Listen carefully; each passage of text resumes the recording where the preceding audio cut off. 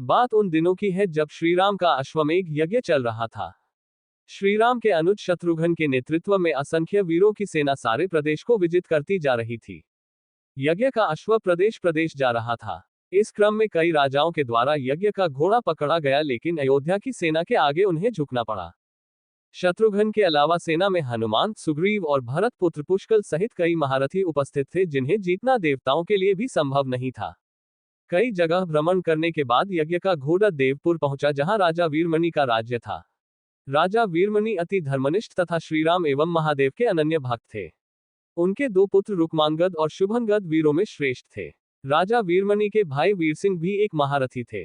राजा वीरमणि ने भगवान शंकर की तपस्या कर उन्हें प्रसन्न किया था और महादेव ने उन्हें उनकी और उनके पूरे राज्य की रक्षा का वरदान दिया था। महादेव के द्वारा रक्षित होने के कारण कोई भी उनके राज्य पर आक्रमण करने का साहस नहीं करता था। जब अश्व उनके राज्य में पहुंचा तो राजा वीरमणि के पुत्र रुक्मांगद ने उसे बंदी बना लिया और अयोध्या के सैनिकों से कहा कि यज्ञ का घोड़ा उनके पास है, इसलिए वे जाकर शत्रुघ्न से कहें कि विधिवत युद्ध कर वो अपना अश्व छुड़ा ले। जब रुक्मांगद ने ये सूचना अपने पिता को दी तो वो बड़े चिंतित हुए और अपने पुत्र से कहा कि अनजाने में तुमने श्रीराम के यज्ञ का घोड़ा पकड़ लिया है। श्रीराम हमारे मित्र हैं और उनसे शत्रुता करने का कोई औचित्य नहीं है, इसलिए तुम यज्ञ का घोड़ा वापस लौटाओ। इस पर रुक्मांगद ने कहा कि हे पिताश्री, मैंने तो उन्हें युद्ध की चुनौती भी दे दी है, अतः अब उन्हें बिना युद्ध के अश्व लौटना हमारा और उनका दोनों का अपमान होगा। अब तो जो हो गया है उससे बदला नहीं जा सकता, इसलिए आप मुझे युद्ध की आज्ञा दें।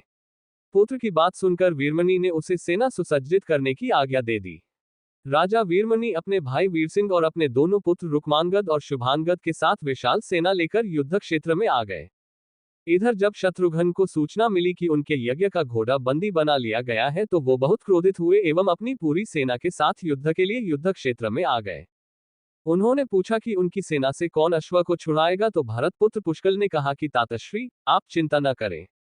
आपके आशीर्वाद और श्रीराम के प्रताप से मैं आज ही इन सभी योद्धाओं को मारकर अश्व को मुक्त करता हूं। वे दोनों इस प्रकार बात कर रहे थे कि पवनसुत हनुमान ने कहा कि राजा वीरमणि के राज्य पर आक्रमण करना स्वयं परमपिता ब्रह्मा के लिए भी कठिन है, क्योंकि ये नगरी महाकाल द्वारा रक्षित है। अतः उचित यही होगा कि पहले हमें बातचीत द्वारा राजा वीरमणि को समझाना चाहिए और अगर हम न समझा पाए तो हमें श्रीराम को सूचित करना चाहिए। राजा वीरमणि श्रीराम का बहुत आदर करते हैं, इसलिए वे उनकी बात नहीं टाल पाएंगे। हनुमान की बात सुनकर श्री शत्रुघ्न बोले कि हमारे रहते अगर श्रीराम को युद्ध भूमि में आना पड़े, ये हमारे लिए अत्यंत लज्जा की बात है। अब जो भी हो हमें युद्ध तो करना ही पड़ेगा। ये कहकर वे सेना सहित युद्ध भूमि में पहुंच गए। भयानक युद्ध छिड़ गया। भरत पुत्र पुष्कल सीधा जाकर राजा वीरमणि से भिड़ गया। दोनों अतुलनीय वीर थे। वे दोनों तरह तरह के शस्त्रों का प्रयोग करते हुए युद्ध करने लगे। हनुमान राजा वीरमणि के भाई महापराक्रमी वीरसिंह से युद्ध करने लगे। रुक्मांगद और शुभांगद ने शत्रुघ्न पर धावा बोल दिया।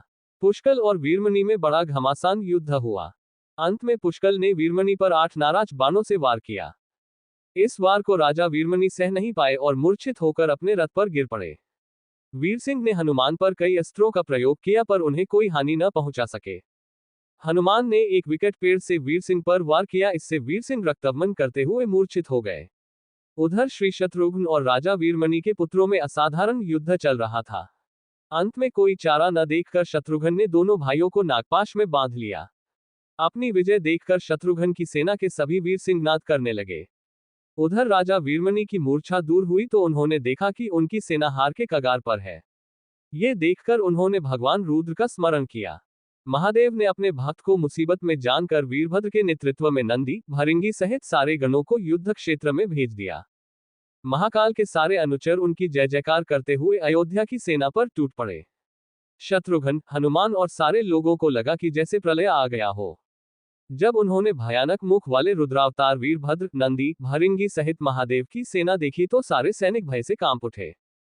शत्रुघ्न ने हनुमान से कहा कि जिस वीरभद्र ने बात ही बात में दक्ष प्रजापति का मस्तक काट डाला था और जो तेज और समता में स्वयं महाकाल के समान है, उसे युद्ध में कैसे हराया जा सकता है। ये सुनकर पुष्कल ने कहा कि हे तातश्री, आप दुखी मत हो। अब तो जो भी हो हमें युद्ध तो करना ही पड़ेगा। ये कहता हुए पुष्कल वीरभद्र से, हनुमान नंदी से और शत्रुघ्न भृंगी से जा भिड़े। पुष्कल ने अपने सारे दिव्यास्त्रों का प्रयोग वीरभद्र पर कर दिया, लेकिन वीरभद्र ने बात ही बात में उसे काट दिया। उन्होंने पुष्कल से कहा कि हे बालक, अभी तुम्हारी आयु मृत्यु को प्राप्त होने की नहीं हुई है, इसलिए युद्ध क्षेत्र से हट जाओ। उसी समय पुष्कल ने वीरभद्र पर शक्ति से प्रहार किया, जो सीधे उनके मर्मस्थान पर जाकर लगा। इसके बाद वीरभद्र ने क्रोध से थर्राते हुए एक त्रिशूल से पुष्कल का मस्तक काट लिया और भयानक सिंहनाद किया। उधर भृंगी आदि गणों ने शत्रुघ्न पर भयानक आक्रमण कर दिया। अंत में भृंगी ने महादेव के दिए पाश में शत्रुघ्न को बांध दिया। हनुमान अपनी पूरी शक्ति से नंदी से युद्ध कर रहे थे। उन दोनों ने ऐसा युद्ध किया जैसा पहले किसी ने नहीं किया था। दोनों श्रीराम के भक्त थे और महादेव के तेज से उत्पन्न हुए थे। काफी देर लड़ने के बाद कोई और उपाय न देखकर नंदी ने शिवास्त्र का प्रयोग कर हनुमान को पराभूत कर दिया। अयोध्या के सेना की हार देखकर राजा वीरमणि की सेना में जबरदस्त उत्साह आ गया और वे बाकी बचे सैनिकों पर टूट पड़े। ये देखकर हनुमान ने शत्रुघ्न से कहा कि मैंने आपसे पहले ही कहा था कि ये नगरी महाकाल द्वारा रक्षित है, लेकिन आपने मेरी बात नहीं मानी। अब इस संकट से बचाव का एक ही उपाय है कि हम सब श्रीराम को याद करें। ऐसा सुनते ही सारे सैनिक शत्रुघ्न, पुष्कल एवं हनुमान सहित श्रीराम को याद करने लगे। अपने भक्तों की पुकार सुनकर श्रीराम तत्काल ही लक्ष्मण और भरत के साथ वहां आ गए। अपने प्रभु को आया देख सभी हर्षित हो गए एवं सबको ये विश्वास हो गया कि अब हमारी विजय निश्चित है।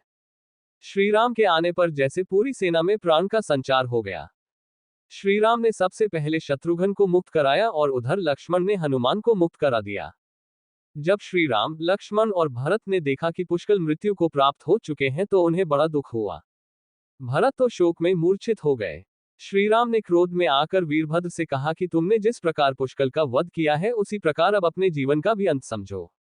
ऐसा कहते हुए श्रीराम ने सारी सेना के साथ शिवगणों पर धावा बोल दिया।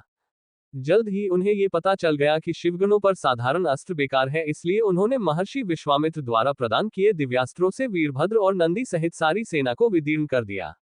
श्रीराम के प्रताप से पार न पाते हुए सारे गणों ने एक स्वर में महादेव का आह्वान करना शुरू कर दिया। जब महादेव ने देखा कि उनकी सेना बड़े कष्ट में है तो वे स्वयं युद्ध क्षेत्र में प्रकट हुए। इस अद्भुत दृश्य को देखने के लिए परमपिता ब्रह्मा सहित सारे देवता आकाश में स्थित हो गए। जब महाकाल ने युद्ध क्षेत्र में प्रवेश किया तो उनके तेज से श्रीराम की सारी सेना मूर्छित हो गई। जब श्रीराम ने देखा कि स्वयं महादेव रण क्षेत्र में आए हैं तो उन्होंने शस्त्र का त्याग कर भगवान रुद्र को दंडवत प्रणाम किया एवं उनकी स्तुति की। उन्होंने महाकाल की स्तुति करते हुए कहा कि हे सारे ब्रह्मांड के स्वामी, आपके ही प्रताप से मैंने महापराक्रमी रावण का वध किया। आप स्वयं ज्योतिर्लिंग में रामेश्वरम में पधारे। हमारा जो भी बल है वो भी आपके आशीर्वाद के फलस्वरूप ही है। ये जो अश्वमेघ यज्ञ मैंने किया है वो भी आपकी ही इच्छा से ही हो रहा है, इसलिए हम पर कृपा करें और इस युद्ध का अंत करें। ये सुनकर भगवान रुद्र बोले कि हे राम, आप स्वयं विष्णु के दूसरे रूप हैं, मेरी आपसे युद्ध करने की कोई इच्छा नहीं है, फिर भी चूंकि मैंने अपने भक्त वीरमणि को उसकी रक्षा का वरदान दिया है, इसलिए मैं इस युद्ध से पीछे नहीं हट सकता, अतः संकोच छोड़कर आप युद्ध करें। श्रीराम ने इसे महाकाल की आज्ञा मानकर युद्ध करना शुरू किया। दोनों में महान युद्ध छिड़ गया, जिसे देखने देवता लोग आकाश में स्थित हो गए।